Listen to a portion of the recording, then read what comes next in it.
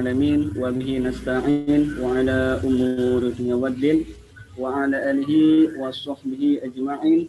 Asyhadu an la ilaha illallah wa asyhadu anna Muhammadan abduhu wa rasuluh. Allahumma salli ala sayyidina Muhammad wa ala ali sayyidina Muhammad. Yang kami hormati Ketua Umum UKM CKH Al-Mizan, Mas Latif, dan kepada pemateri kita yang luar biasa, yaitu Mas Hamka dan juga Mas Tegar, kepada jajaran pengurus divisi tahfidz maupun panitia diklat, dan juga kepada anggota divisi tahfidz yang saat ini alhamdulillah sudah lolos pada tahap seleksi. Pertama-tama marilah kita bersyukur kepada Allah Subhanahu wa taala yang telah memberikan kita nikmat demi nikmat sehingga kita masih bisa bertemu meskipun dalam keadaan daring. Bagaimana Tuhan telah memberikan kita mata sehingga dengan mata itu kita bisa melihat dunia. Tuhan telah memberikan kita nikmat sepasang telinga, di mana dengan telinga itu kita dapat mendengarkan kalam-kalam ilahi. Dan tentu masih banyak juga nikmat-nikmat yang diberikan Allah Subhanahu wa taala. Maka kita sebagai insan dari Allah Subhanahu wa taala, maka sepatutnya kita bersyukur kepada Allah Subhanahu wa taala minimal dengan mengucapkan lafaz hamdalah. Alhamdulillahirabbil alamin. Kedua kalinya selawat beriring salam tak lupa kita sanjungkan kepada junjungan kita, baginda kita, beliaulah tauladan kita, Nabi Muhammad sallallahu alaihi wasallam. Semoga kelak yaumil akhir kita mendapatkan syafaatnya dan kui sebagai umatnya. Amin ya rabbal alamin. Ketiga kalinya di sini izinkanlah saya memberikan sambutan sedikit demi sedikit, yang mana terkhusus untuk anggota divisi tahfidz yang lolos dalam tahap seleksi ini. Mohon ini bisa dimanfaatkan dengan sebaik-baiknya. Silakan nanti diambil ilmunya, apa yang disampaikan oleh para pemateri yang mempunyai basic dalam bidangnya dan tentu sangat luar biasa wawasan dan pengetahuannya. Semoga nanti dari teman-teman semua bisa mengambil hikmahnya, dan tentu ini adalah awal dari teman-teman semua memasuki UKM CKH Al-Mizan, yang mana prosesnya adalah nanti masih panjang sampai ke depannya. Itu diharapkan untuk teman-teman semua yang sudah keterima di UKM CKH ini, silahkan dimanfaatkan dengan sebaik-baiknya kesempatan ini dan untuk berproses di kedepannya sampai seterusnya. Seperti itu.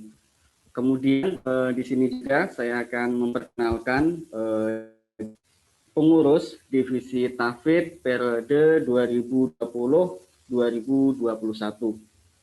Di sini saya akan memperkenalkan secara sekilas saja. Nanti kalau misalnya teman-teman ada tindak lanjut untuk berkenalan lebih lanjut, nanti bisa lewat japri saja. Oke, yang pertama yaitu saya yang di sini diamanai sebagai koordinator divisi tahfidz. Nama saya Ceprianto. Kemudian saya berasal dari Lampung Timur. Saya sekarang semester 7 di Pendidikan Bahasa Arab atau Fakultas Ilmu Tarbiyah dan Keguruan. Kemudian saya di Al-Mizan ini angkatan 2018, tapi masuk di UIN itu tahun 2017.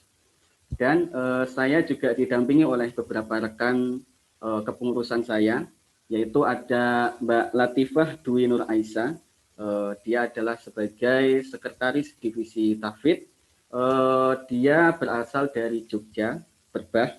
Kemudian prodinya yaitu IAT yang saat ini semester 5. Dia angkatan 2019 di Al-Mizan, tapi masuk UIN-nya 2018. Kemudian yang selanjutnya yaitu ada pengkaderan 1, yaitu ada Amirul Haki.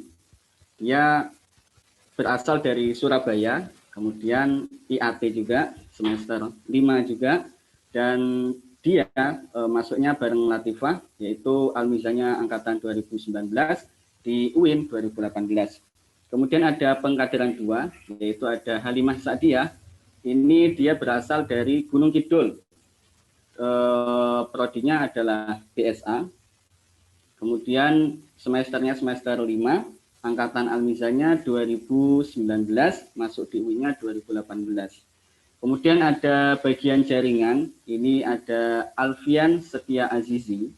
Dia asalnya berasal dari Yogyakarta. Kemudian jurusannya IAT semester 5 dan angkatan di Al-Mizan 2018, masuk di UIN 2000. Angkatan Al-Mizan 2019 di UIN 2018. Kemudian yang terakhir yaitu ada bendahara. Bendahara ini ada namanya Mbak Afida Ilma Maula. Beliau berasal dari Banyuwangi. Kemudian jurusannya adalah HKI atau Fakultas Syariah. Dan sekarang semester 7. Dan beliau masuk Mizan bareng saya, yaitu tahun 2018 dan masuk UI-nya tahun 2017.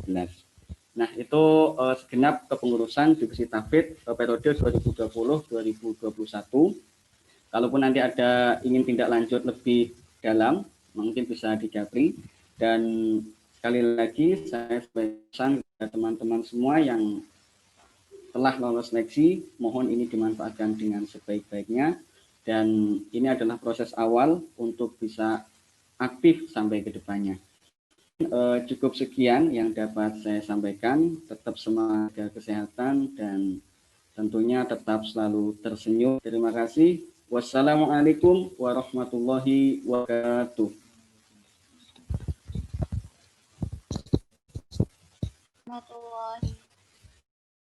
Warahmatullahi wabarakatuh. Assalamualaikum warahmatullahi wabarakatuh. Terima kasih atas sambutannya kepada Koor Divisi Tahfidz Zaki Al-Mizan. Kemudian kita ke acara yang selanjutnya, yaitu talk show yang akan dipimpin atau dibawa oleh moderator kita Mbak Rina. Waktu dan tempat saya persilahkan. Oke. Assalamualaikum warahmatullahi wabarakatuh. Ini enggak ada. Waalaikumsalam warahmatullahi wabarakatuh. Waalaikumsalam warahmatullahi wabarakatuh. Waalaikumsalam warahmatullahi wabarakatuh. Ini enggak ada perkenalan saya ya, Mas. Mas Dorip, ini enggak ada perkenalan diri saya, CV atau apa gitu. Atau saya sendiri yang mengenalin. Oh iya, silakan Mbak Pelan. Saya juga lupa belum perkenalan ya tadi. Enggak usah. Jenengan aja Mbak perkenalan, silakan. Oke. Assalamualaikum warahmatullahi wabarakatuh. Waalaikumsalam warahmatullahi wabarakatuh. Dan selamat bergabung di Tahfidz Al-Mizan. Teman-teman semuanya ini adalah orang-orang yang terpilih dan orang-orang yang beruntung masuk di Al-Mizan. Dan juga saya mengapresiasi teman-teman semuanya untuk bisa berorganisasi, nantinya bisa berakademisi, dan apalagi nanti di Tahfidz Al-Mizan nanti bisa, insya Allah, amin, semoga bisa hatam, gitu, hatam Al-Quran. Ini saya gimana memperkenalkan dirinya nih? Singkat aja, saya masuk di Al-Mizan itu angkatan 19, masuk di akademisi itu angkatan 18. Saya orang asli Kalimantan Selatan yang merantau ke Yogyakarta, terus berorganisasi, terus masuk Al-Mizan juga, pernah dinobatkan juga sebagai duta HIV/AIDS, dan pernah jadi pariwisata juga, pernah jadi duta pariwisata di Kalimantan Selatan tahun 2017. Saya di Tahfidz Al-Mizan masih belum belum hatam ya teman-teman, semuanya belum hatam, masih berproses juga. Terus saya jurusan Ilmu Al-Quran dan Tafsir semester 5. Ini Mas Hamka udah masuk ya, Mas? Tahu gimana? Mas Hamka udah masuk? Yang baru masuk Mas Tegar, OTW Mas Tegar. Oke, berarti saya perkenalkan dulu Mas Tegar ya. Oke, CV Mas Tegar. Nama Mas Tegar adalah namanya Tegar Muafiq Haqqani SHG. Beliau tempat tinggal di Jakarta 15 Maret 1995. Terus alamat asal beliau itu di Jatimakmur, Pondok Gede, Bekasi. Alamat di Jogja itu di Kampung Pasekan, Mogowarjo, Depok, Sleman, DIY Yogyakarta. Emailnya teman-teman bisa lihat, teman-teman, itu ada panitia melihatkan itu di emailnya ada tegar.alhaki@gmail.com. Nomor HP misal teman-teman mau catat bisa dicatat 089627574257. Status Mas Tegar itu udah menikah ya teman-teman, jadi para cewek udah mundur-mundur. Terus pekerjaannya yaitu guru honorer. Nah, yang menarik adalah moto hidupnya. Moto hidupnya adalah ikhtiar tanpa doa itu sombong. Doa tanpa ikhtiar itu kosong. Nah, itu ya moto hidupnya. Riwayat pendidikan Mas Tegar itu ada pendidikan formal dan ada pendidikan non-formal. Pendidikan formal pernah tahun 2001 sampai 2007 di SDIT Iqra Bekasi, 2007 sampai 2010 PP Darul Hufaz Lampung, terus 2010 sampai 2013 Mahat Tahfiz Al-Quran, Pondok Pesantren Al-Amin Sumeneb Madura, 2014 sampai 2019 itu sebagai mahasiswa Ilmu Al-Quran dan Tafsir. Sebentar Mbak Irna, ini masih kosongan, maaf Mbak. Masih kosongan share screen-nya. Oh iya. Biar ditampilkan dulu, biar pada lihat.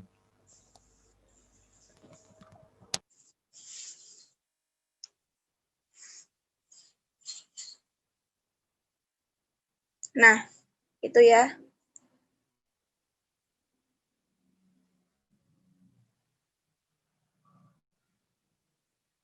Ini CV saya, Mas, ini.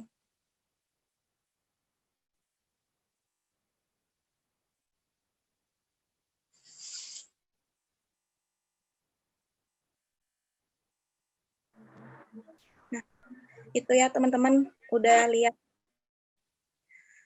Terus non-formal saya lanjutkan. Non-formal itu 2011 di pelatihan kepemimpinan dan manajemen, 2014 pendidikan dan pelatihan UKM JKH Al-Mizan, 2015 pelatihan metode menghafal Kauni Quantum Memory, 2019 ada pelatihan Tahsin Al-Karami. Terus riwayat organisasi juga tidak main-main. Beliau pernah menjadi 2009 sampai 2010 itu pernah menjadi organisasi santri Darul Hufaz. Terus 2011 sampai 2012 itu bagian pendidikan dan pengajaran, 2015 2016 itu bagian jaringan divisi UKM JKH Al-Mizan. Terus 2016 sampai 2017 itu anggota keluarga muslim filsafat di UGM. 2016 sampai 2017 itu menjadi koordinator divisi tahfiz UKM JKH Al-Mizan, dan yang terakhir 2018 itu pernah menjadi ketua umum JKH Al-Mizan.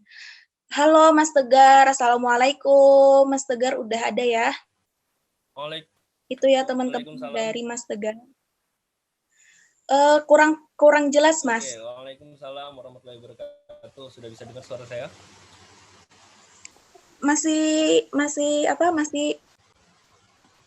Masih kurang jelas. Sebentar. Siap. Halo, sudah bisa dengar saya? Sudah, Kak. Siap, Mas, udah. Ini mau kita langsung aja atau Langsung ke Mas Hamka dulu saya kenalin nih. Gimana teman rekan panitia? Mas Hamka udah. Mana ya? Mas Hamka udah, Mas kamu udah masuk. Mas Hamka udah masuk. Silakan Oh, Mbak, beliau udah. langsung kenalin aja Mbak. Saya 11.12 kok sama Tegar. Saya 11 malam, dia 11.12 pagi. Oke, Mas Hamka ya. Bisa teman-teman bisa diliatin biar teman-teman yang lain juga ngelihat. Oke, sebentar, Mbak.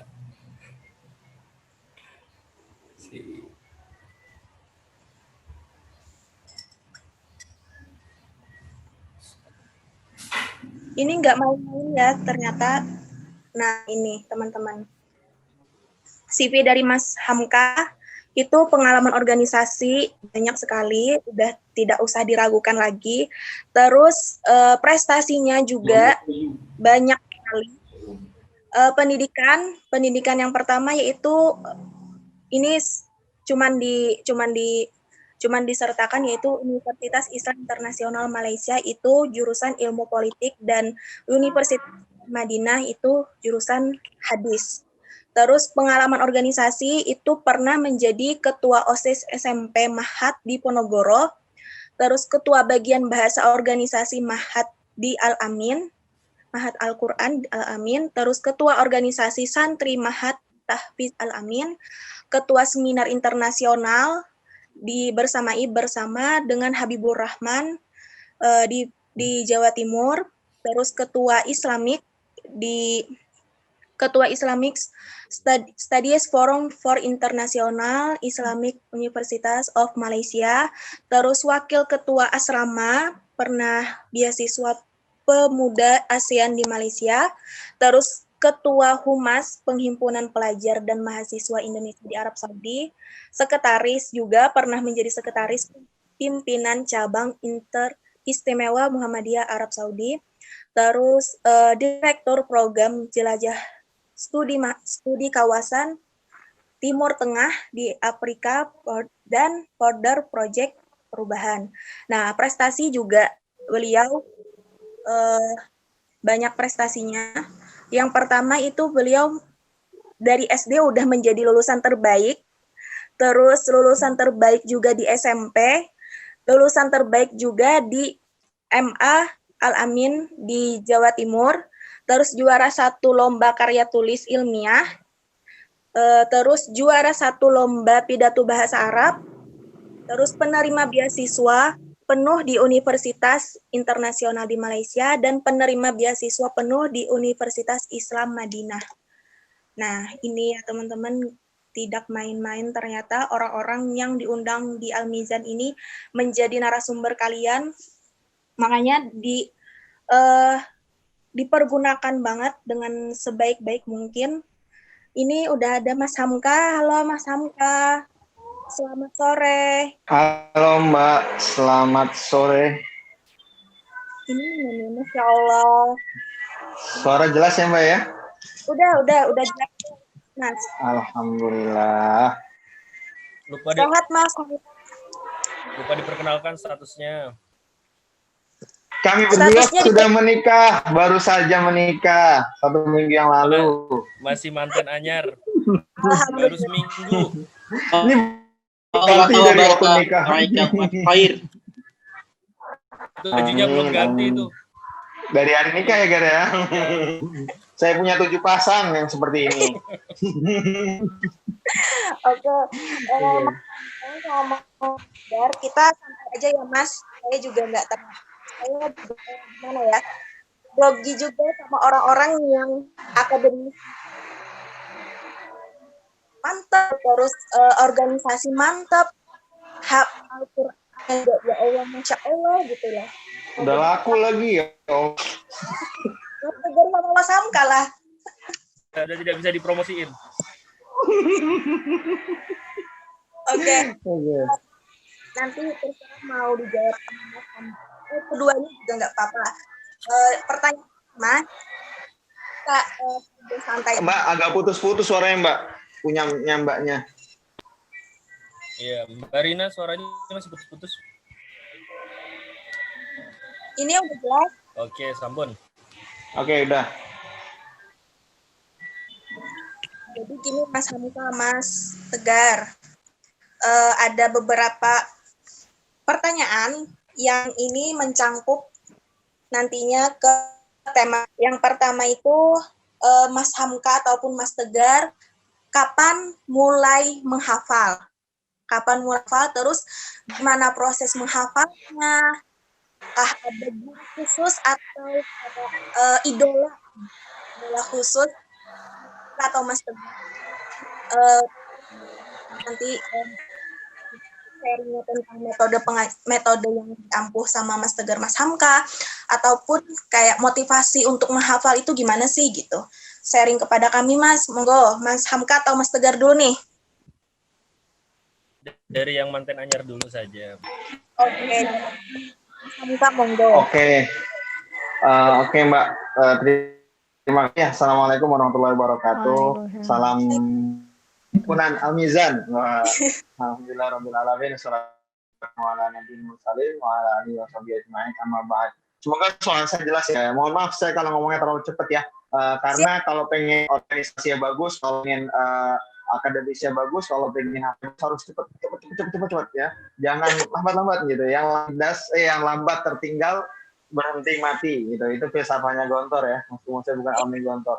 Baik teman-teman, saya ngafal Quran itu mulai kelas 2 SD. Ya zaman itu masih main kelereng, terus saya ditarik, udah ngafal Quran gitu. Enggak.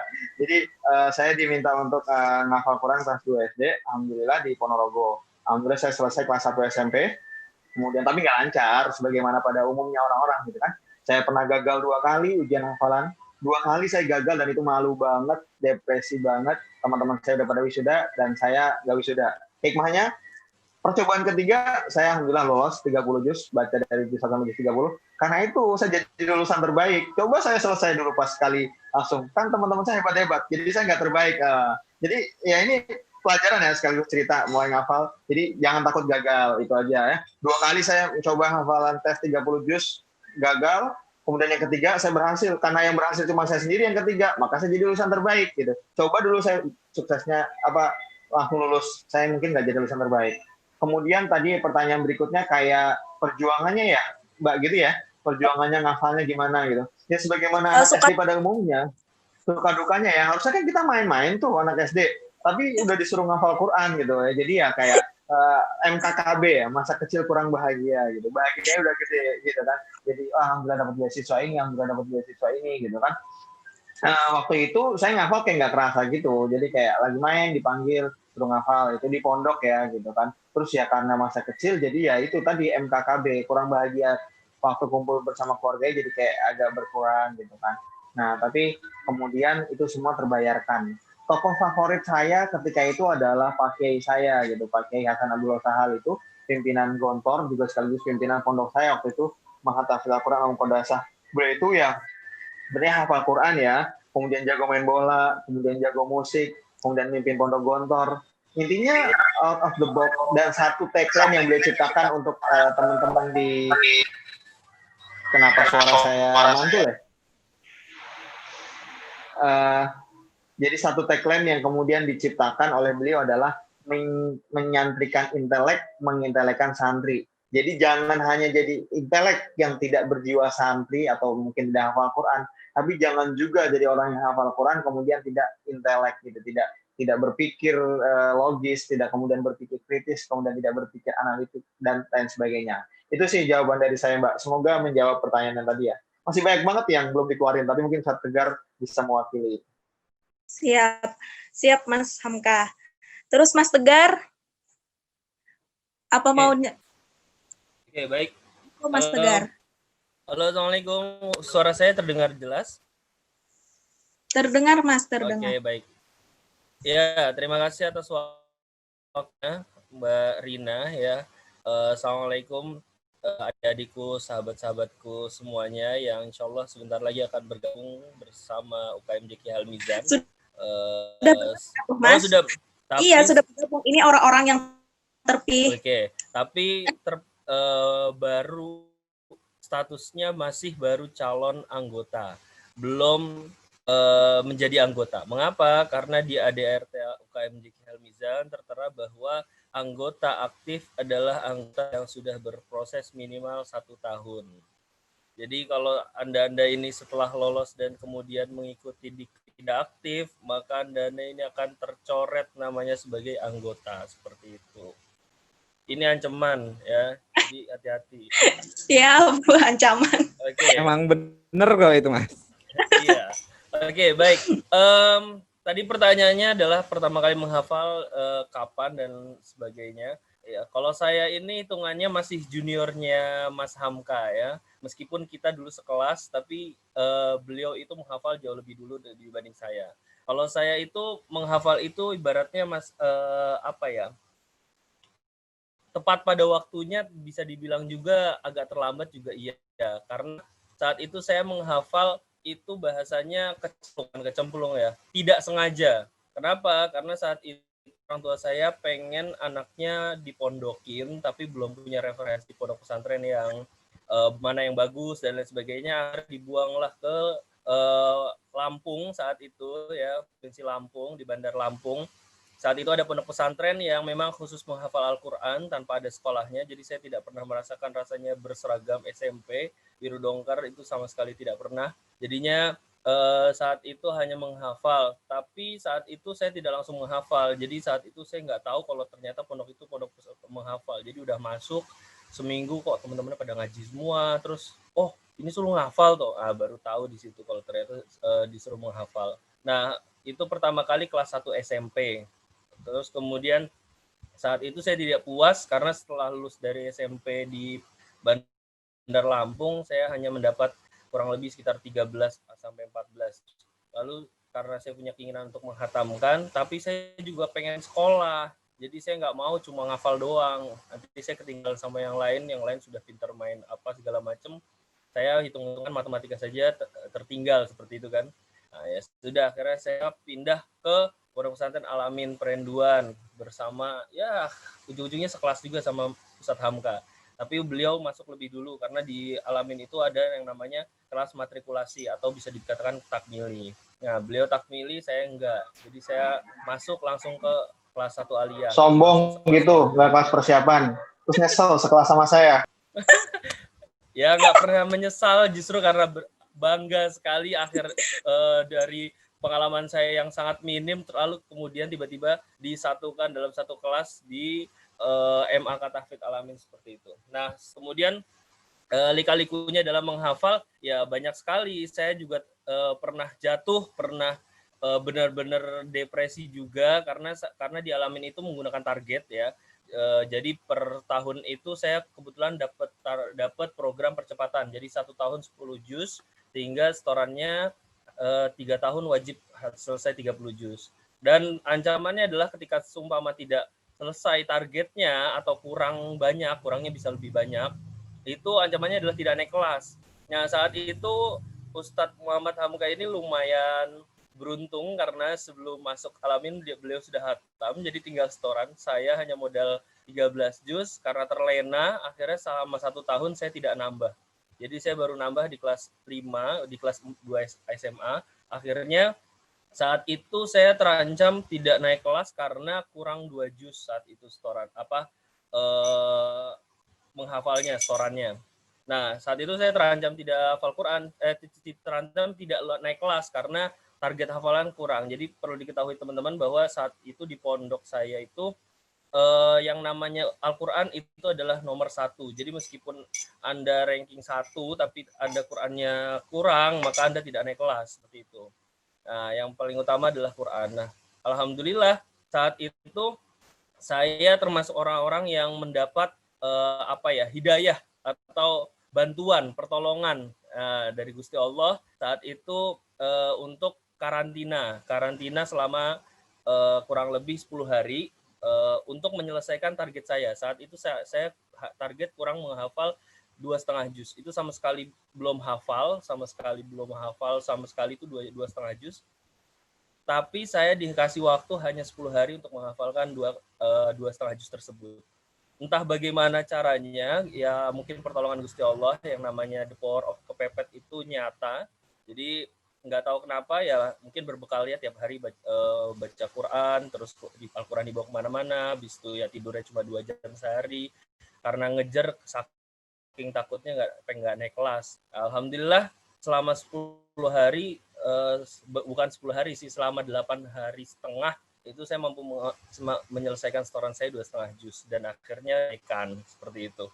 Itu pengalaman yang membekas sampai saat ini yang tidak bisa saya lupakan karena saya punya adik yang jaraknya cuma 1 tahun, saking gengsinya nggak mau jangan sampai satu kelas, akhirnya ya sudah saya kebut, saya gimana caranya jangan sampai nggak naik kelas, kalau nggak naik kelas malu. Nah seperti itu.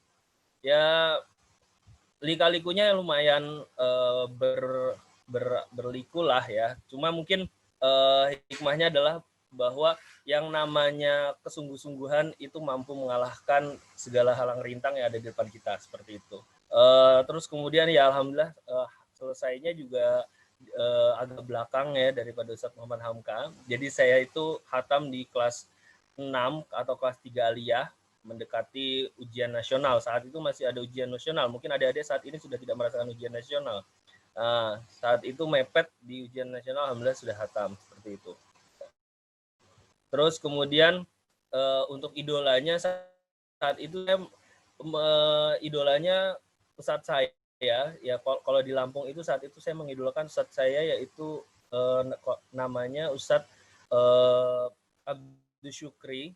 Beliau itu adalah semacam mudir ma'had, tapi beliau itu suaranya bagus, dari nada syekh mana saja beliau bisa, dan hafalannya itu lancar ya, sama-sama suka main bola. Beliau hobinya futsal di tempatnya. Jadi dan kalau memberikan motivasi itu selalu membuat orang yang mendengarkan itu terenyuh, seperti itu. Makanya itu membuat saya termotivasi. Mungkin itu ya sedikit dari saya. Oke, siap Mas Hamka. Terima kasih Mas Tegar, juga terima kasih. Di sini saya ada pertanyaan untuk Mas Hamka. Menurut Mas Hamka nih, Mas Hamka, suaranya hilang, Mbak. Proses. Ya. Siap. Gini Mas Hamka kan Madinah ya, kuliah di Madinah. Terus juga pernah mendapatkan beasiswa kayak prestasi-prestasi yang ada di Malaysia juga. Saya lihat itu Mas.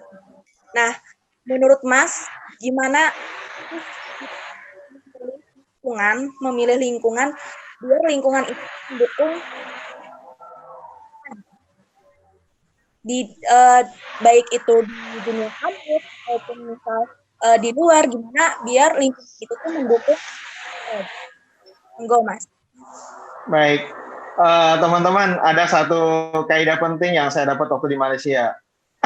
Kaidahnya itu adalah begini: kalau kita tidak bisa mendapatkan teman yang seperti kita inginkan, maka jadilah kita teman yang seperti yang kita inginkan. Paham nggak?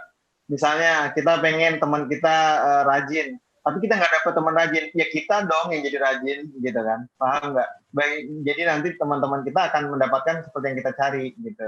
Nah itu kaidah penting banget sih. Jadi if you can find, ya gitulah, nggak usah pakai bahasa Inggris lah, orang Indonesia kan. Gitu. Nah itu yang pertama. Yang kedua adalah teman-teman harus tahu there is no ideal conditions gitu. Nah, ada salah satu istilah bahasa Inggris di bukunya Muhammad Asad adalah no growth in comfort zone and no comfort in growth zone. Tidak ada pertumbuhan di zona nyaman dan tidak ada kenyamanan di zona tumbuh. Jadi teman-teman pengen kan punya teman lingkungan yang mendukung, tapi pada kenyataannya kita nggak bakal dapat 100% lingkungan yang mendukung. Adalah kembali lagi pada hati kita, kembali lagi kepada keteguhan kita. Waktu di Malaysia itu, teman-teman saya anak-anak umum, yang mereka basically kayak anak-anak SMA gitu-gitu kan.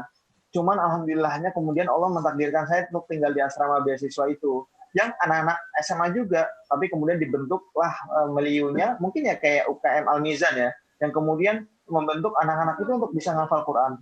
Waktu itu, saya adalah satu-satunya yang hafal 30 juz dari Indonesia. saya harus mentasmi sekitar 18 orang. Kalau misalnya prinsip saya, aduh saya nggak dapat lingkungan yang sama-sama 30 juz, it's enough, done dong, gitu kan. Artinya saya nggak bisa berjuang. Tapi qadarullah Allah ngasih tantangan untuk saya justru mentasmi anak 18 itu, gitu loh. Yang teman-teman saya nggak ada yang hafal Quran di situ, gitu kan. Kalau kita lihat dari kacamata, aduh lingkungan aku nggak mendukung, justru kita harus lihatnya, oh jangan-jangan Allah nih menghadirkan ini agar aku sama teman-teman saling mendukung. Kalau di Madinah jangan diragukan lagi ya, 10 menit udah sampai Masjid Nabawi.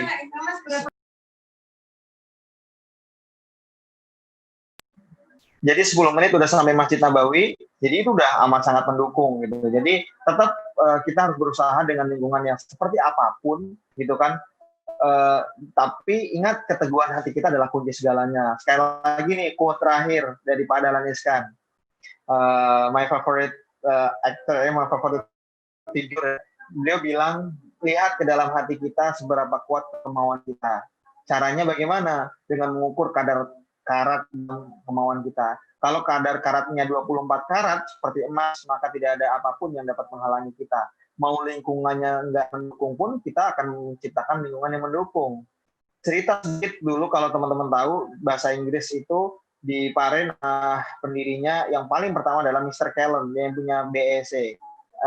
Apakah beliau dulu jago bahasa Inggris? Enggak.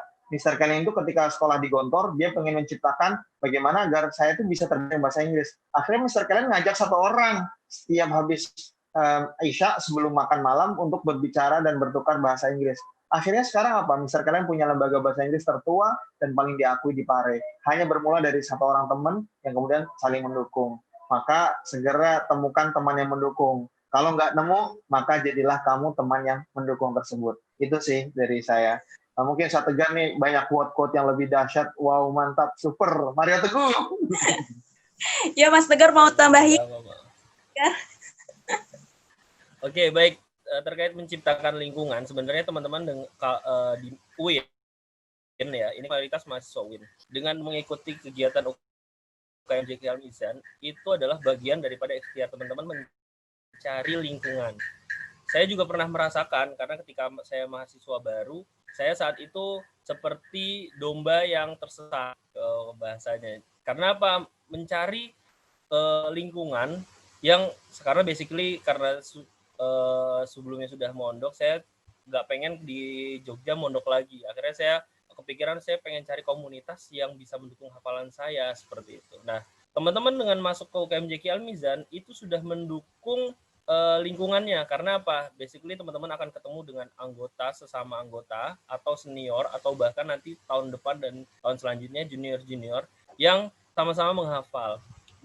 Mengapa saya bilang seperti itu? Karena pada hakikatnya UKMJQ Al-Mizan itu tidak bisa membuat Anda-Anda semua ini hafal Quran. Justru yang bisa membuat Anda-Anda hafal Quran ini adalah tekad dari Anda-Anda semua. Kita di sini hanya memfasilitasi, ya kan, pengurus memberikan lahan, halakoh dan lain sebagainya. Kalau teman-teman tidak memanfaatkan, ya percuma seperti itu. Karena banyak anggota yang sudah masuk tapi jarang ikut halakoh karena kesibukan ini itu dan sebagainya. Katanya di sini nyari lingkungan sudah disediakan tapi tidak dimanfaatkan. Tandanya apa? Teman-teman kurang bersyukur seperti itu. Makanya ketika teman-teman sudah disediakan lahannya, ayo mari berproses bareng-bareng seperti itu. Nggak usah minder ketika ada temannya yang hafalannya lebih tinggi. Justru jadikan itu sebagai motivasi. Karena kalau kalian tidak melihat sesuatu yang lebih tinggi, kalian tidak akan punya tekad untuk bisa mencapai ke tingkat yang lebih tinggi itu seperti itu.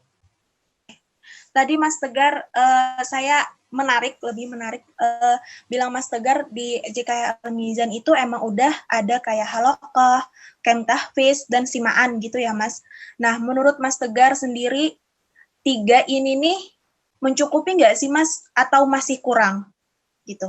Untuk kadar sebagai seorang mahasiswa, kalian itu dididik oleh kampus itu untuk berpikir kritis sehingga kalian itu lebih mencari, bukan menunggu bola tapi jemput bola. Nah, kalian ini mungkin mahasiswa baru di kuliahnya, nggak mungkin dosen seperti di SMA menjelaskan di papan tulis, kalian mencatat, kemudian nanti diujikan. Tidak ada, di perkuliahan tidak seperti itu. Kalian hanya akan diberikan materi, kalian suruh cari sendiri, bahannya sendiri, ngulik sendiri, merangkum sendiri, kemudian diujikan. sama seperti di sini. UKMJG Al-Mizan ini kita cuma wadah, porsinya ya segitu. Kalau mau dilihat, kita jauh sekali dari pondok pesantren yang setiap hari hampir 24 jam kerjanya ngaji. Kalau di sini kita hanya paling setoran seminggu 3 kali. Tapi ya itu, ini fasilitas yang kita bisa berikan. Makanya ketika teman-teman merasa bahwa saya punya hafalan, kemudian saya pengen bisa setoran, ya sudah dimaksimalkan. Menghafalnya di mana? Menghafalnya bukan pada saat waktu kalian setoran, justru di luar waktu setoran. Kapan? Ya di rumahnya masing-masing, di kosnya sendiri-sendiri, lagi ibadah maghrib. Kalian itu kan mahasiswa dididik untuk memanajemen waktu. Nah, itu yang kalian harus atur caranya sendiri, pikirin sendiri. Hasilnya seperti apa? Ya hasilnya lihat, tergantung usaha kalian seberapa keras. Ya, Siap. mungkin itu. Oke, ini mungkin kedua bisa dijawab oleh Mas Hamka ataupun Mas Tegar nantinya. Sebenarnya gini loh Mas, sebenarnya menghafal itu tuh harus fokus menghafal sajakah atau kita juga bisa kayak kesibukan lain gitu loh Mas? Kalau kita fokus menghafal saja atau kita bisa menambahkan kesibukan lain kita. Monggo Mas. Oke, baik teman-teman. Kalau lagi ngafal, ya fokus ngafal. Kalau lagi organisasi, ya fokus organisasi. Kalau lagi belajar, ya fokus belajar. Apakah kita tidak bisa mencintai dalam satu hati? Bisa dong. Kita bisa mencintai Allah di hati yang sama. Kita bisa mencintai istri di hati yang sama. Tapi mencintai istri orang, jangan mencintai pacar orang. Itu yang nggak boleh. Jadi teman-teman, ini ya, saya pengen cerita. Di Malaysia itu, kita benar-benar padat. Itu International Islamic University, kayak workload-nya tuh banyak banget. Dan di asrama kita tuh ya, muhafidz datangnya hari Selasa malam dan Sabtu siang. Itu udah capek banget pulang dari kampus maghrib, kampusnya sama-sama jaraknya 2 jam gitu kan. Benar-benar kayak padat banget. Tapi lagi-lagi kembali kepada fokus tadi. Teman-teman yang fokus ngafal, itu apa ya? Mereka bisa loh selesai 30 juz dengan segala susah payahnya itu. Nah, gini ya, yang saya maksud fokus tuh gini. Kita harus tahu something that we will achieve itu apakah bisa kita achieve dalam satu waktu atau enggak. Misalnya hafalan. Hafalan itu nggak mungkin ya. Kalau menurut saya yang tidak pintar ini, nggak mungkin saya bisa duduk setengah jam kemudian hafal sekian halaman. Tapi kalau saya harusnya tadriji. Jadi kita yang paling mengenali diri kita ya, fokus gitu ya. Misalnya nanti sore ada restoran Al-Mizan atau besok ada restoran Al-Mizan. Saya harus tahu kalau saya mau fokus besok restoran bisa nggak. Kalau nggak bisa ya dicicil dari sekarang gitu loh. Jadi fokus tuh bukan berarti kemudian kita ketika hari H, ketika waktunya kemudian kita fokus enggak. Tapi fokus itu bisa dibagi-bagi. Maksudnya bukan dibagi-bagi, dipecah-pecah gitu ya. Misalnya untuk ngafal satu halaman kita butuh fokus 100%. Maka aku taruh 20%-nya kemarin, 10%-nya besok, kemudian sisanya adalah ketika halakoh, ketika simaan gitu loh. Jadi sama akan.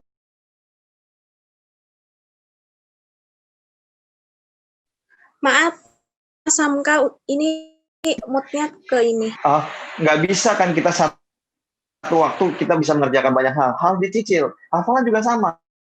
Jadi kita mau hafal 2 halaman. Oke, kalau 2 halaman itu aku butuh berapa jam? 2 jam misalnya. Saya nggak bisa waktu Al-Mizan cuma 1 jam. Berarti 1 jamnya harus saya cicil di sela-sela organisasi saya, di sela-sela kesibukan saya itu. Jadi fokusnya yang 2 jam itu bisa dipecah-pecah menjadi partikel-partikel kecil. Then it doesn't kayak burden gitu. Itu nggak begitu memberatkan kok kalau kita, ya kayak 1 juta lah, 1 juta dicicil 10.000 kan nggak berat gitu kan. Nah gitu. Jadi tetap fokus, tetapi fokusnya yang kemudian strategi fokus kita yang kemudian dirubah.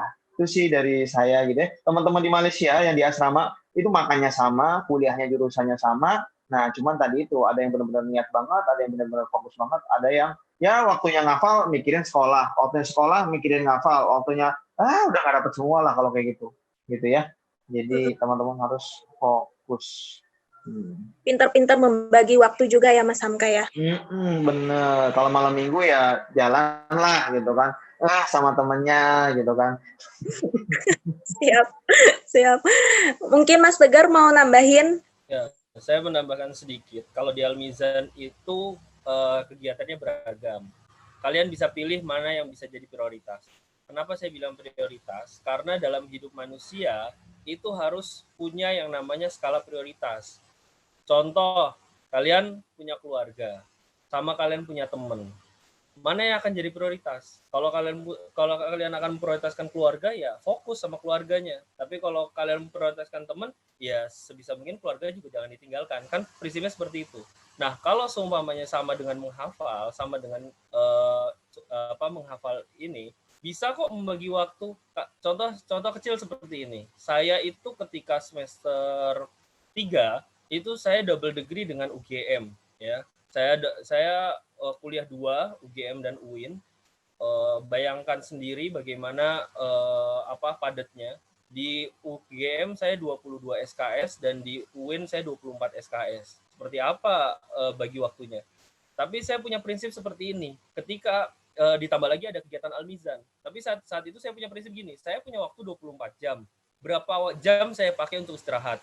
Berapa jam saya pakai untuk kuliah? Berapa jam saya pakai untuk baca buku, berapa jam saya pakai untuk mengaji. Itu ada porsi-porsinya masing-masing dan harus prinsipal, tidak boleh ditinggalkan. Contoh, saya dari semester 1 itu bertekad bahwa setiap ba'da maghrib dan ba'da subuh itu tidak boleh diganti dengan kegiatan lain. Harus murojaah, harus menghafal. Ya sudah, saat itu nggak boleh diganggu. Ketika nanti ternyata ada kegiatan yang urgen dan sebagainya, itu jadi hutang. Umpamanya, ada kegiatan urgen, keluarga datang apa segala macam, ba'da maghrib. Ya sudah, ba'da maghrib keluar, tapi nanti digantinya sama jam yang lain, di porsi yang berbeda, seperti itu. Jadi 24 jam itu sama prinsipnya seperti yang disampaikan oleh Ustaz Hamka barusan. Jadi manajemen waktu itu kita yang menentukan mana yang jadi skala prioritas, mana yang bisa disambi, ya, mana yang bisa difokuskan. Karena menghafal itu menurut saya tidak bisa disambi dengan kegiatan yang lain. Contoh, kalian menghafal Al-Quran sambil makan, menghafal Al-Quran sambil nyetir mobil, menghafal Al-Quran sambil belanja. Nggak bisa, harus fokus 1 jam menghafal. Setelah menghafal, ya sudah, kalian mau kemana kek, mau jalan, minggu, mau kemana, terserah. Tapi harus ada porsinya, seperti itu. Oke. Ini tadi jawab sama Mas Tegar ataupun nanti Mas Hamka. Ini dari pengalaman saya juga sih, Mas. Saya sibuk organisasi iya juga, terus sibuk akademisi iya juga, terus sibuk di hafalan juga sambil-sambil gitu. Nah, terkadang saya masih belum bisa sering akhirnya mengorbankan salah satunya. Bisa itu akademisi, bisa itu nantinya bisa organisasi, ataupun bisa itu hafalan gitu loh. Nah, menurut Mas sendiri, menurut Mas nih, udah orang yang udah bisa, menurut Mas gimana itu? Apakah emang harus ada yang harus dikorbankan, atau emang seharusnya bisa loh Rin gitu loh Mas, gimana Mas? Oke, saya jawab terlebih dahulu ya. Ustaz Hamka lagi ada urusan sebentar, nanti masuk lagi. Perihal ini sebenarnya sama seperti prinsip mama zaman sekarang ya, yang katanya bisa multitasking, mengerjakan 4 sampai 3 atau 4 pekerjaan dalam satu waktu. Iya, benar. Terus kemudian kenapa tadi saya juga bilang ada skala prioritas? Karena kita tahu mana yang punya impact lebih besar terhadap diri kita. Contoh, saya saat itu ketika semester 3 di UIN, itu saya semester 1 di UGM. Itu saya mulai mencoba menata ulang jadwal, kegiatan, dan lain sebagainya. Nah, memang berat, tapi harus ada yang jadi skala prioritas. Terus kemudian ketika saya beranjak dari semester 5 ke semester 6, semester 8 saat itu di UIN, terus kemudian saat itu saya terpilih sebagai ketua umum, saya berpikir bahwa saya diamanahi oleh Al-Mizan dengan jabatan yang sangat berat, tidak bisa disambi. Terus kemudian di satu sisi saya kuliah di UIN dan harus diselesaikan karena sudah semester akhir. Tapi saya juga ada kuliah di UGM dengan catatan dan sebagainya. Akhirnya apa? Saya istikharah untuk menentukan mana yang menjadi skala prioritas. Mengapa? Karena saya melihat ada beberapa kegiatan yang signifikansinya tidak berpengaruh besar terhadap perkembangan diri saya. Contoh, mungkin saat itu saya mengorbankan UGM. Karena apa? Saat itu saya lihat saya masuk UGM itu atas dasar keinginan orang tua, bukan keinginan diri saya. Sehingga saat itu saya bisa bertahan sampai 6 semester, itu kan karena mungkin ya saya birrul walidain, mengikuti omongan orang tua, akhirnya saya nurut, ya sudah tetap di UGM tetap. Tapi ketika saya menjabat sebagai ketua umum, saya langsung berpikir bahwa harus ada salah satu yang dikorbankan. Akhirnya apa? Saya pertama tidak bisa meninggalkan Al-Mizan karena punya amanah, dan saya juga pengen tetap lulus di UIN karena itu yang menjadi tujuan utama rel saya ketika di Jogja. Dan sudah, saya ngomong baik-baik sama orang tua, kalau saya mau memprioritaskan ini dan ini. Ya sudah, orang tua mengerti, yang penting saya tahu ilmunya, saya bisa manfaatkan untuk di media yang lain seperti itu.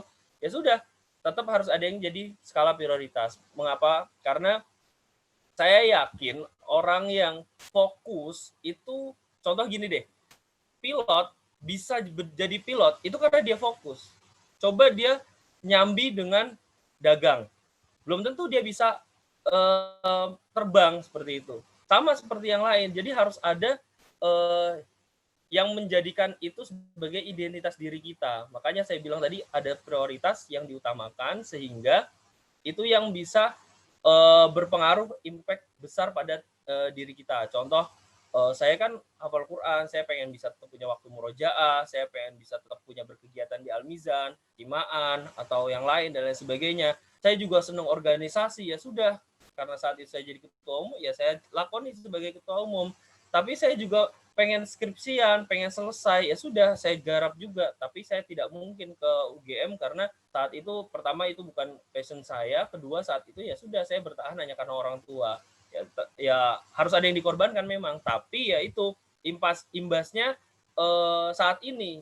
Jadi kalian tidak akan mengerti, tidak akan tahu imbas dari keputusan yang kalian buat, kecuali kalian nanti sudah melalui itu jauh kayak gitu. Contoh, kalian buat keputusan saat ini, kalian nggak akan merasakan hasilnya saat itu juga. Kalian akan merasakannya kapan? Ya nanti ketika ini, ternyata iya ya keputusan saya tepat untuk melepas ia. Termasuk ketika dalam hal-hal yang lain juga seperti itu.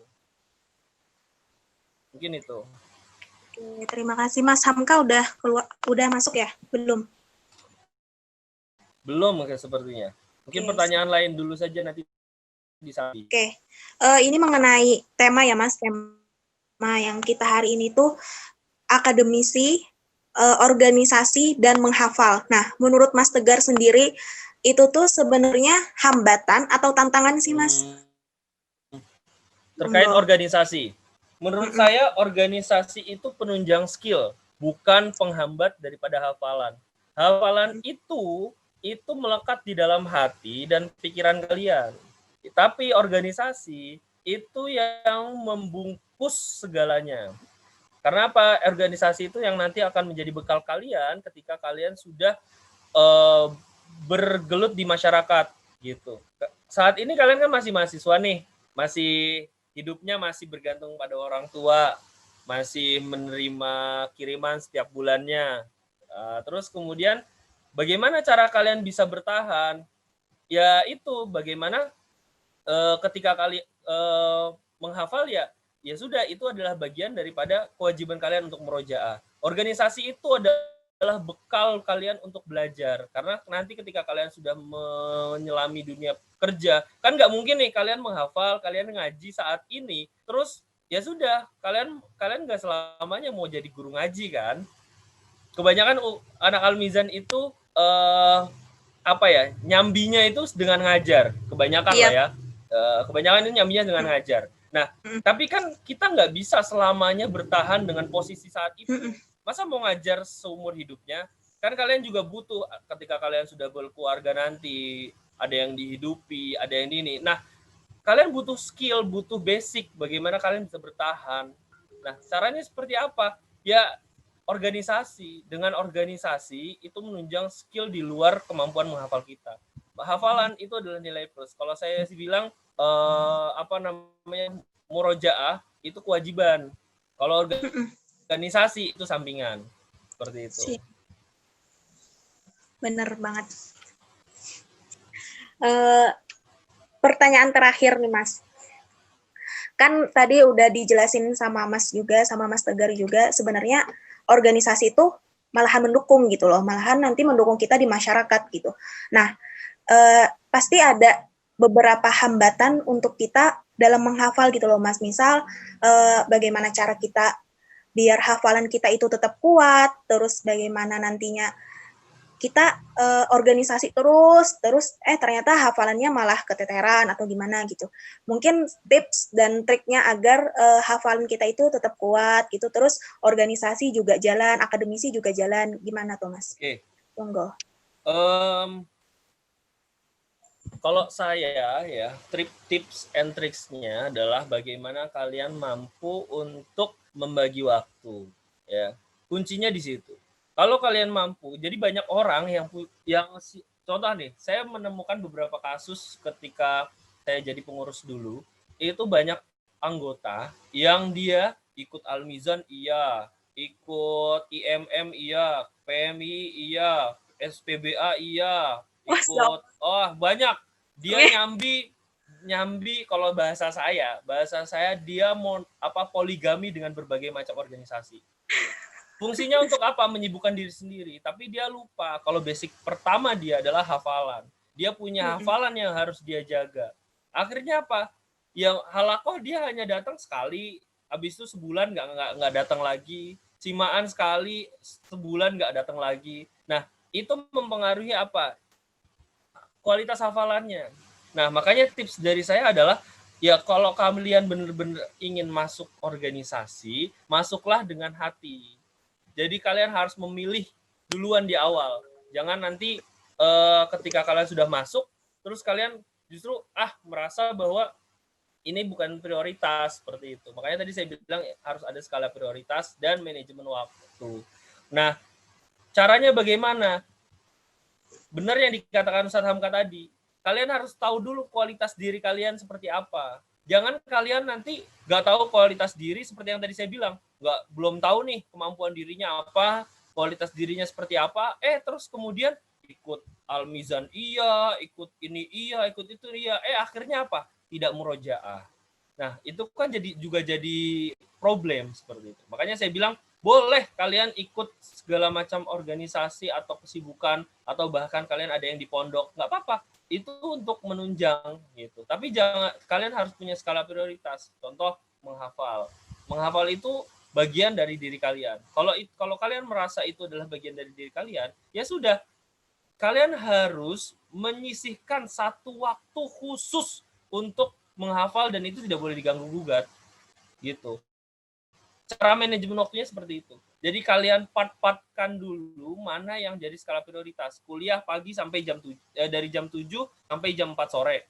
Menghafal dari ba'da maghrib dan ba'da subuh. Di luar itu terserah kalian mau main kek, mau ngopi sampai pagi kek, mau apa segala macam, terserah. Tapi ketika keesokan harinya ya konsekuen. Ketika waktunya menghafal ya menghafal, kuliah ya kuliah. Jadi jangan sampai ada part yang seperti kayak Ustadz Hamka barusan bilang juga. Jangan kalian waktunya menghafal mikirin kerjaan, waktunya kuliah mikirin hafalan. Nah, itu kan nggak sinkron seperti itu. Oke, siap Mas. Ini sebelum kita ke pertanyaan, mungkin sebagai closing statement juga dari Mas Tegar. Ini Mas Hamka belum masuk juga ya, berarti Ya, Mas Tegar. apa-apa.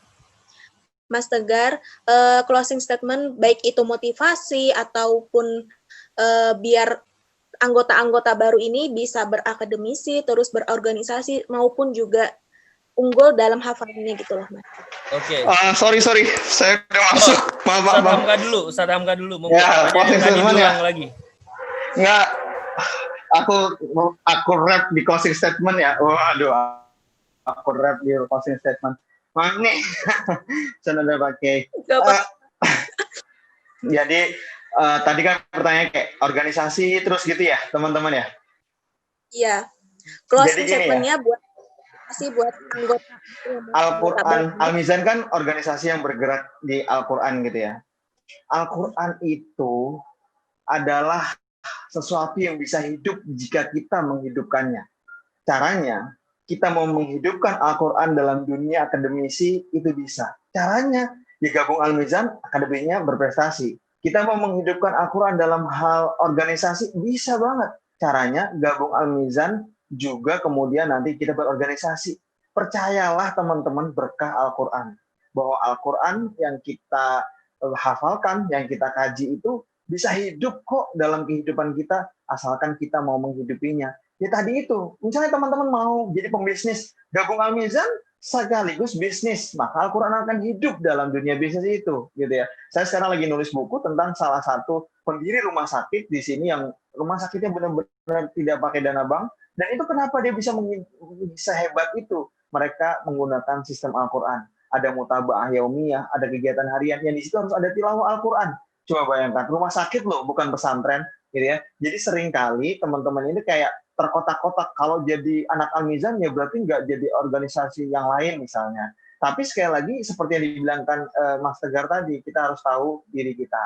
Kita harus tahu diri kita. Tapi ini terakhir nih closing statement dari saya, jangan jadikan kata udahlah aku mah apa adanya sebagai mantra kita untuk tidak berbuat apa-apa, untuk tidak bergabung di mana-mana, untuk tidak kemudian mendapatkan apa-apa. Jadikan bahwa I have to be, saya harus menjadi ini, saya harus menjadi itu, tapi kita jangan pernah peduli dengan apakah kita menjadi atau tidak, karena sejatinya kesuksesan adalah perjalanan kita menuju apa yang kita cita-citakan. Tidak peduli sampai atau tidak, kesuksesan adalah perjalanan kita, perjuangan kita dalam mencapai apa yang kita cita-citakan. Itu yang saya tulis di buku Catatan Perubahan. Siap. Nanti saya beli loh Mas bukunya. Waduh, terima kasih Mbak, terima kasih. Beserta 5 buku lainnya ya. Promosi lagi ya Mas. Oke Mas Tegar, gimana? Mau closing statement-nya? Silakan Mas Tegar.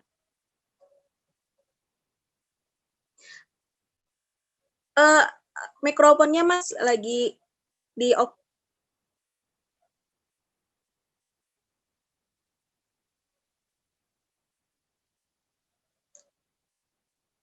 Mas Tegar, halo. Itu mikrofonnya Mas di off, masih di off.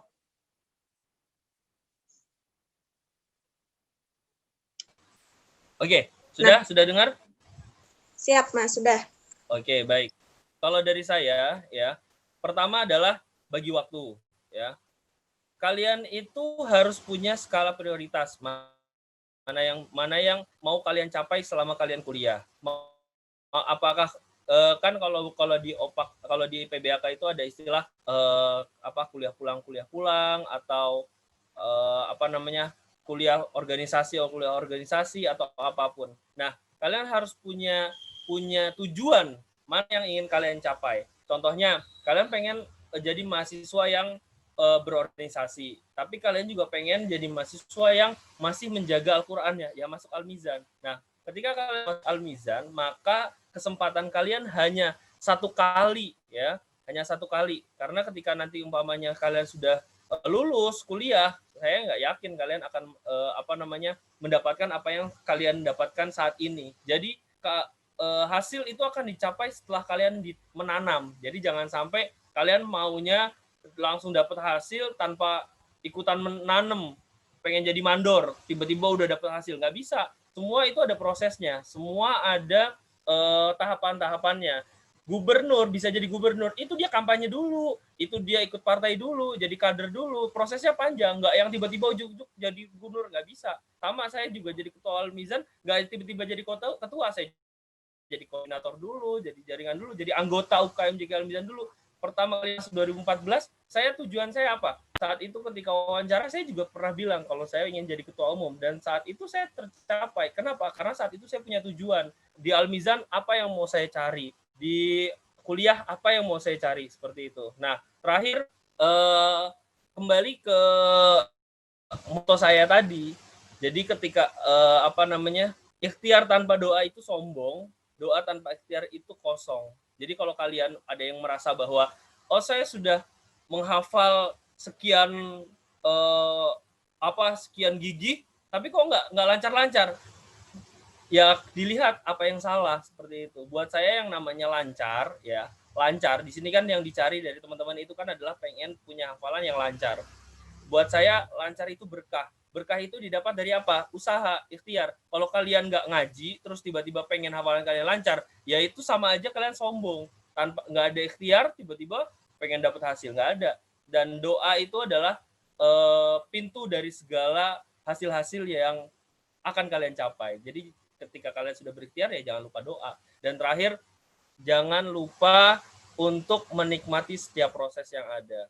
Karena tidak ada sesuatu yang besar tanpa dimulai dari sesuatu yang kecil. Seperti itu. Mungkin itu dari saya. Selamat bergabung di UKMJQ Al-Mizan.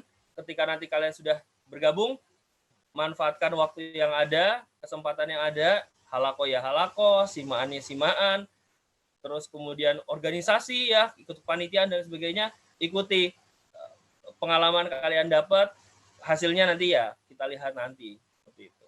Terima kasih. Oke, siap. Ini ada beberapa pertanyaan Mas Hamka sama Mas Tegar. Ini ada pertanyaan dari Hakam Baihaqi. Assalamualaikum warahmatullahi wabarakatuh. Waalaikumsalam. Kak mau bertanya, hukumnya hukum ini mempertanyakan tentang hukum. Hukumnya mengikuti ayat murattal misal dari masjid sewaktu mau azan, pada saat itu di toilet atau kamar mandi. Itu gimana ya, Kak? Soalnya menurut pengalaman pribadi saya kan punya hafalan, biasanya otomatis ngikutin gitu di dalam hatinya. Terutama yang rumahnya deket banget sama masjid. Gimana tuh Mas Hamka? Mau dijawab sama Mas Hamka atau Mas Tegar? Silahkan. Mas Hamka mungkin.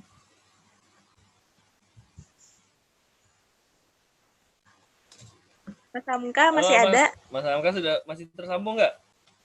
Oke, kalau dari saya ini anti mainstream ya pertanyaannya ya. Kalau dari saya nggak apa-apa, karena apa? Asalkan tidak diucapkan. Yang nggak boleh di dalam toilet itu adalah ngaji. Kalau kamu dengerin, terus mulutmu ikutan ngomong, itu nggak boleh. Mulutmu ikutan baca, itu nggak boleh. Kalau dalam hati, ya kan nggak bisa dielak atau dihindari gitu kan. Orang denger kok.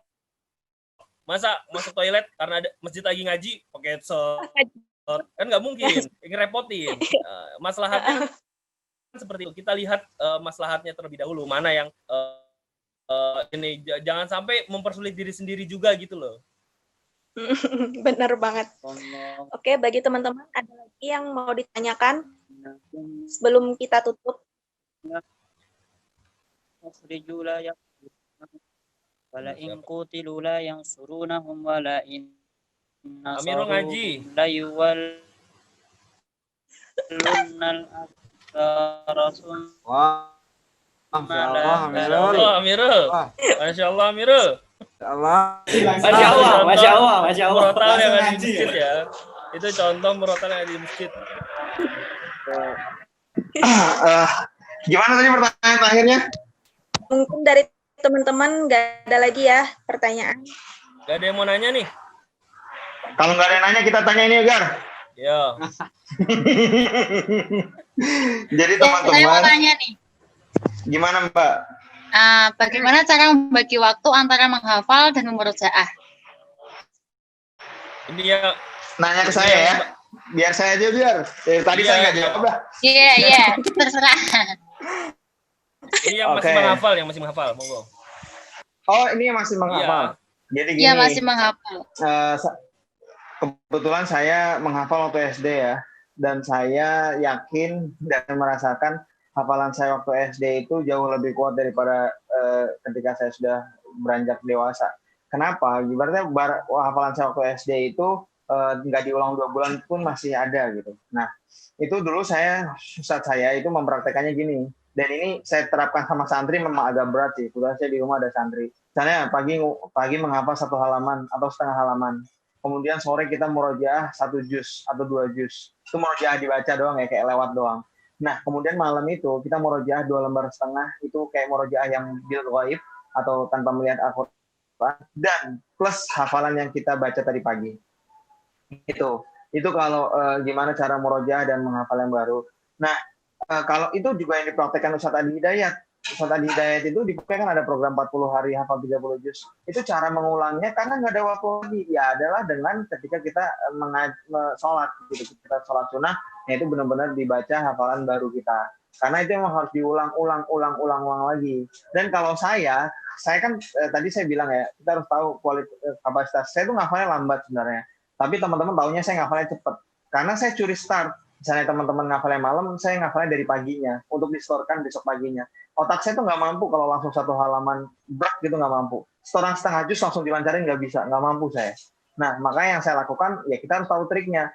Saya ngacarnya dikit, kemudian di murojaah pas sholat, baru setelah itu kita setorin yang banyak itu, gitu. Jadi orang mah nggak peduli prosesnya, ya kan? Kita doang yang tahu berdarah-darahnya, kita doang yang tahu susah-susahnya. Tapi kemudian orang akan bertepuk tangan saat melihat hasilnya. Itu. Ntar ceritanya kalau udah sukses aja, nanti kita cerita tentang hari ini, gitu kan? Kayak gitu film. Ada lagi pertanyaan terakhir, Mas.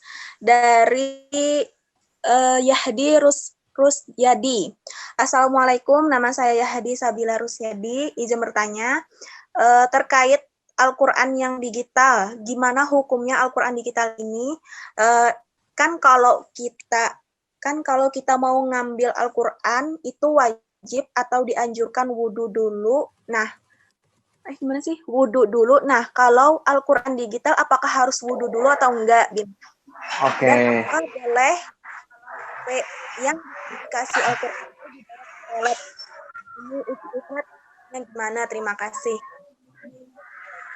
Nah, ini pernah ditanyain sama Syekh kita ya di Madinah, semoga saya tidak salah menjawabnya. Jadi kalau Al-Quran digital itu kan bukan Al-Quran ya sebenarnya, dia ada di handphone kita gitu ya, maksudnya dia bukan mushaf. Jadi kalau untuk dibawa ke toilet, selama syashahnya, selama halamannya itu tidak terbuka, itu boleh.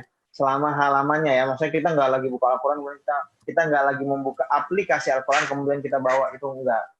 Tapi kalau kita misalnya lagi Al-Quran kan ada di HP kita, itu kan sama aja kayak kita hafal Quran terus masuk toilet, boleh nggak loh? Ada hafalannya loh dalam otak kita, dalam hati kita gitu kan? Itu boleh ya, itu sedang tidak terbuka. Kalau masalah wudhu atau enggak itu memang ada perbedaan ulama pendapat, tapi ada yang memaafkan untuk tidak wudhu untuk Al-Quran, karena itu tadi hukum asalnya memang bukan mushaf, hukum asalnya memang gadget atau gawai yang kemudian ada Al-Qurannya. Itu sih yang sepanjang yang saya tahu. Wallahu a'lam bishawab. Oke. Mas Tegar mau nambahin? Cukup. Beliau lebih ahli daripada saya ya. Kan saling saya. Enggak, Mbak, enggak saling melengkapi. Tegar udah ada yang melengkapi separuh hatinya. Iya. Waduh. Anda baru mulai. Gitu. Oke, baik. Ini kata panitia ada special question. Mungkin Mas Hamka boleh nanya ke peserta gitu. Boleh. Saya mau nanya random nih. Dapat apa nih? Dapat sepeda. Katanya peserta yang bisa jawab ini mau dikasih dorong sama panitia. Oke, pertanyaan saya adalah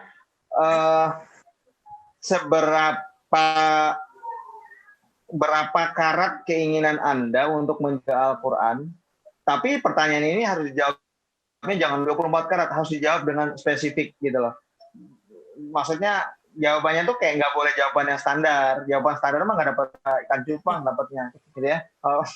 Kalau udah, jadi jawabannya kayak seberapa kuat gitu. Kita keinginan kita untuk kayak masuk Al-Mizan. Kemudian nggak mau jawaban cuma masuk Al-Mizan, kayak masuk Al-Mizan jadi di Al-Mizan tuh saya pengen gini gitu kan. Kayak plan in detail. Are you really want to keep Al-Quran in your heart, in your mind, or in your fisudur, atau fil qalb, atau fisutur gitu-gitu. Okay. Coba ada yang bisa jawab nih? Ini pertanyaannya umum gitu ya? Silakan moderator dipilih. Iya, silakan teman-teman yang lain. Siapa yang mau menjawab dari pertanyaan angka dulu satu? Saya Kak mau jawab. Kak, saya Kak, juga. Boleh. Ini sih. Moderator yang pilih, silakan. Udah Kak, dipilih lagi. Ya. Ini tadi apa yang foto profilnya bunga? Iya Kak, saya. Nah, Mas Hakam Baihaqi, silahkan Mas. Baik, terima kasih waktunya sebelumnya buat panitia sama teman-teman. singkat saja sebenarnya itu, kalau saya sih untuk menjaga hafalan itu biasanya saya itu pakai prinsip gini, bahasa Jawa ya Kak, Quran keramut, awak itu keramat gitu Kak. Jadi ketika kita menjaga hafalan itu otomatis imbasnya itu ke kehidupan kita itu semua menjadi terstruktur, rapi gitu Kak. Terus guru saya juga pernah bilang dulu, menjadi seorang hafiz itu mudah, tetapi untuk mati menjadi seorang hafiz itulah yang sulit. Jadi ya gitu Kak, menghafal itu masih menurut saya loh Kak, menurut pengalaman pribadi saya, menghafal itu masih gampang, yang sulit itu nanti ketika menjaganya. Dan kita itu harus punya prinsip gitu Kak, untuk menyemangati kita di kemudian hari supaya tetap istiqomah gitu Kak. Karena kuncinya hafalan itu menurut saya cuman istiqomah gitu Kak. Oke, terima kasih Mas Hakam Baihaqi. Gimana Mas Hamka, udah benar ya? Gimana? Iya, prinsipnya masih belum prinsipnya belum ada, spesifik. tapi prinsip itu nih kalau kata anak-anak filsafat nih, anak kayak Mas Tegar, prinsip itu harus bisa di breakdown. Kemudian Harus apa yang bisa kemudian kemudian Iya. apa yang itu harus spesifik, kayak misalnya, oh iya saya gabung almizan, loh kasih contoh jadinya kan, gabung almizan nih, saya prinsip saya biar kuat maka saya akan komitmen untuk tidak pernah skip simaan, tidak pernah skip setoran, Nah, tidak itu pernah skip spesifik. itu kan Maksudnya seperti itu. spesifik gitu. Jadi gitu teman-teman ya. Mas Silakan, Contoh yang lain silahkan. Jangan niru boleh. contohnya Ustadz Hamka. Mas Baihaqi, tambahin. Kalau saya biasanya gini Kak, kalau Pak, saya boleh tambahin? Saya juga pengen jawab. Bentar ya. kalau saya sendiri biasanya gini, terkait komitmen ya Kak, terkait implementasi deres di kehidupan nyatanya itu, biasanya saya kalau deresnya kurang, saya kan punya hafalan gitu Kak, kalau deresnya kurang, itu kehidupan pribadi saya itu bakal berantakan gitu Kak, entah di sekolah, entah di teman atau gimana gitu. Nah saat itu saya pasti ngerasain, oh ini waktunya deres saya ini kurang gitu Kak. Jadi memang sudah ada keterkaitan antara Al-Quran dengan diri kita ya, kayak zauqnya gitu ya. Nah itu bagus tuh teman-teman. Iya Kak, Ya, jadi menurut pengalaman saya pribadi gitu sih Kak. Nah itu teman-teman harus sampai titik itu ya, kalau deresnya nggak bagus, kehidupannya agak berantakan. Nah itu udah Masya Allah ya, udah ultimate gitu ya. Jadi kayak langsung ditegur sama Allah gitu ya. Jangan deresnya nggak bagus, duitnya makin lancar. Wah itu bisa jadi istidraj gitu ya. Duitnya nggak bagus, organisasi gabung di mana-mana, bisa jadi istidraj. Itu kayak Qur'annya jalan, maksiatnya juga jalan. STMJ. STMJ. Oke, silakan yang lainnya. Silakan Mas Tegar mau ngasih pertanyaan, ini pertanyaan terakhir. Kayaknya ada yang nanya tuh di grup Kak. Arini Zarwata tuh nanya tuh. Habis ini Arini bertanya bagaimana cara mengatasi ngeblank saat setoran. Boleh dijawab nggak nih moderator? Jawab dulu aja. Jadi risau. Pertanyaan dari Mas Tegar Oke, dulu. Tadi pertanyaan ada dari saya dulu ya. Pertanyaan dari ya. saya dulu ya. Oke. Pertanyaan. Oke, baik. Tadi yang dijawab Mas Hakam sudah baik, tapi buat saya kurang puas. Nah, saya pengen dari yang lain, monggo pertanyaan masih sama. Kira-kira secara spesifik, apa tadi ya seberapa yang kuat kreatif tekad donggar, pertanyaannya buat lagi, sebutkan 5 item. Enggak, maksudnya supaya saya tahu seberapa pengen kalian masuk Al-Mizan. Nah, kalau mantan Presiden Al-Mizan udah ngomong, seneng saya pokoknya. Saya mau jawab. Jadi harus coba spesifik. Iya, kayak yang tadi saya bilang. Ya, saya tuh pengen banget masuk Al-Mizan. Saya juga pengen banget. Karena apa? Karena menjaga hafalan. Bagaimana caranya? Ya saya ikut kegiatan apa segala kayak gitu loh. Maksud saya harus diperinci. Ikhtiarnya apa? Tekadnya apa? Coba siapa yang bisa? Saya boleh jawab. Siapa? Ini nih, Nurul Hamzah. Oh, silahkan. Ya. Jadi ini saya sebenarnya baru menghafal juga, jadi belum lama menghafal. Terus masuk Almi juga saya sudah semester 5. Jadi kenapa sih saya gabung Al-Mizan? Memang pertama, ini prinsip saya dengan menghafal. Jadi jadikan hafalan itu cinta bagi saya. Jadi jadikan hafalan itu cinta bagi, ya itu. Jadi menurut saya, jika hafalan adalah cinta, maka jiadah adalah perjuangan dan murojaah adalah pengorbanan. Dan masuk Al-Mizan adalah bentuk dari perjuangan dan pengorbanan saya untuk menjaga hafalan saya, untuk nambah hafalan saya. Itu sih singkatnya. Oke. Ya lumayan. Bagus. Ya boleh deh diambil itu.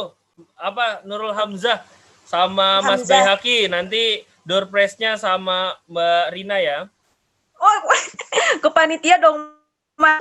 Ya kan Mbak Rina yang mengkoordinir. Ini Mas, kalau aku usul gini, mending kan tadi ada juga yang mau jawab itu. Oh iya, yang cewek ya. Jangan Mas Muhammad Hamka sama Mas Tegar mengkolaborasi karena perjawab yang sangat spesifik. Nah, itu yang mungkin 2 dipilih nanti seperti itu, Mas. Kalau menurut saya seperti itu. Siap, tapi siapa lagi yang mau jawab? Yo, pakai matematika, pakai fisika, biar besok fisik. Kayak aku mencintaimu seperti 2 × 2 tambah 2 × 2 × 2. Oke, siapa lagi yang mau jawab? Tadi ada ya, Arabiaan siapa tuh? Itu mau ngomong tadi. Jadi nggak? Tadi. Ya, Pak, saya ingin menjawab. Boleh nggak sih? Boleh. Silakan, Robiah. Saya juga. Tadi terima kasih atasnya moderator. Tadi pertanyaannya itu bagaimana prinsip kita menjaga hafalan ya? Kalau nggak salah. Soalnya putus-putus sinyalnya. Bagaimana wujud dari prinsip kita menjaga hafalan? Nah, bukan prinsipnya, tapi wujudnya.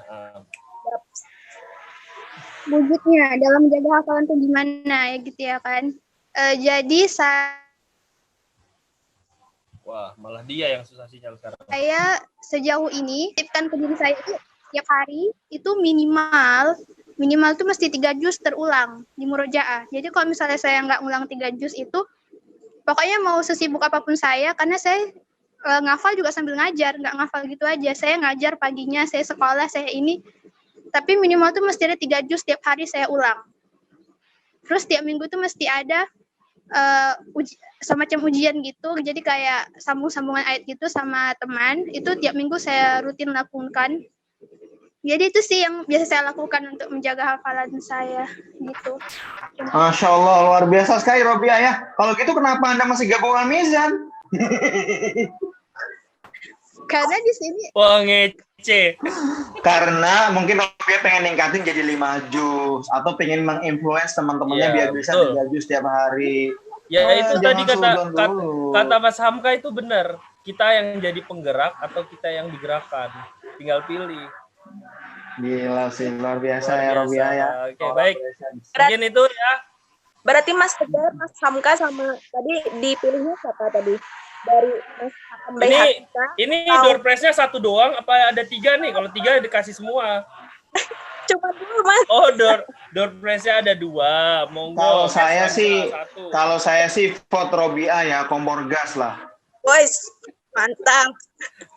Oke, berarti Robiah sama. Oke, baik. Kalau siapa saya wah berat ini, cowok semua ya. Kalau ada ceweknya saya pilih cewek ini. Istrinya Tegar tolong jewer itu. Tolong jewer, Bu. Kebetulan istri lagi nggak di rumah. Oke, baik. Saya pilih ini ya, Mas Nurul Hamzah karena jawabannya spesifik dan meskipun tidak terlalu spesifik tapi saya suka dengan jawabannya. Oke, berarti Mas Nurul Hamzah sama Rabiah tadi ya. Nanti bilang sama panitia, jangan ke saya. Oke. Baik. Oke. Ini kita lanjut pertanyaan atau gimana, Mas? Mungkin 1 pertanyaan terakhir kemudian. Tadi closing statement ya. Kalau udah closing statement harusnya udah tutup dong. Ini ada nih, kasihan nih si Zarwata. Oh iya, 1 pertanyaan ya.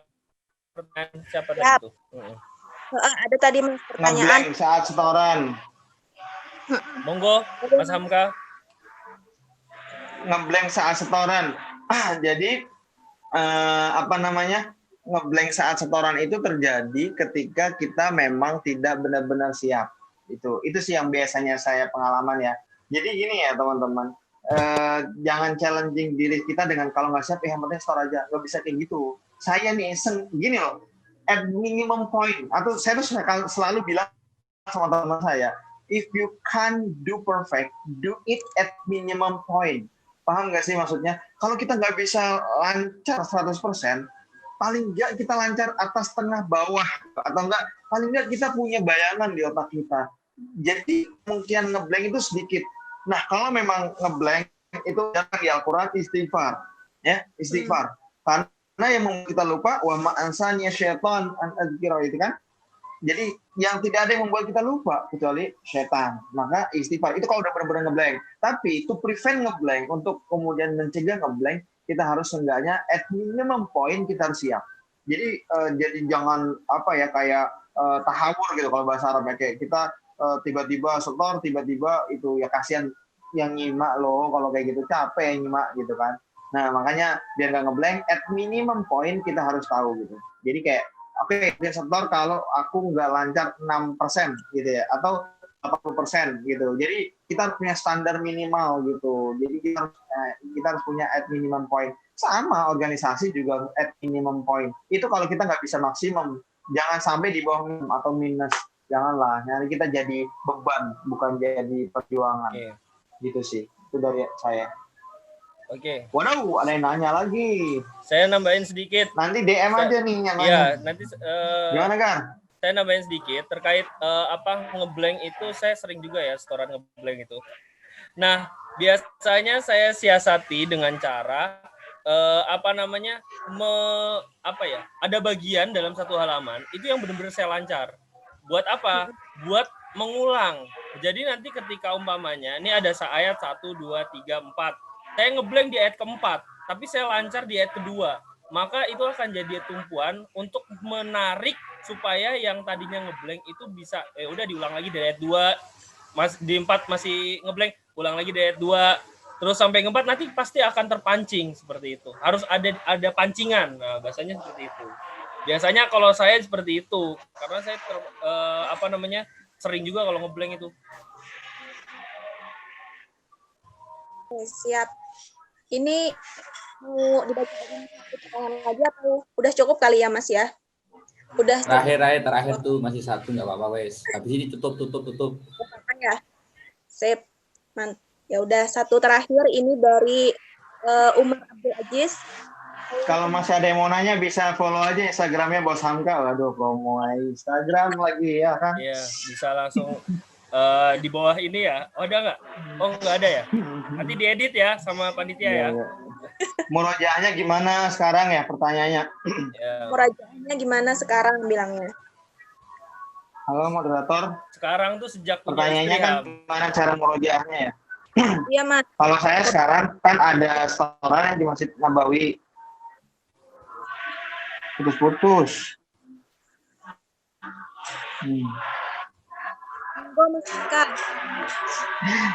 Sejak punya istri. Wah, kuotanya habis. Keluar ya? Iya, kayak udah masuk lagi. Iya. Sejak punya istri, murojaahnya sama istri. Tapi baru sekali. Gitu kan. Sebelumnya nggak jadi murojaah gitu kan, ngobrol gitu. Nah, murojaahnya kalau saya kan ada setoran sebelum setiap hari kan ada setoran di Masjid Nabawi. Nah itu jadi pemacu semangat saya. Mungkin kalau saya nggak ada setoran di Masjid Nabawi, saya akan akan tidak bisa untuk ya sama lah kayak teman-teman. Gabungan Mizan adalah untuk menguatkan komitmen teman-teman untuk bisa murojaah.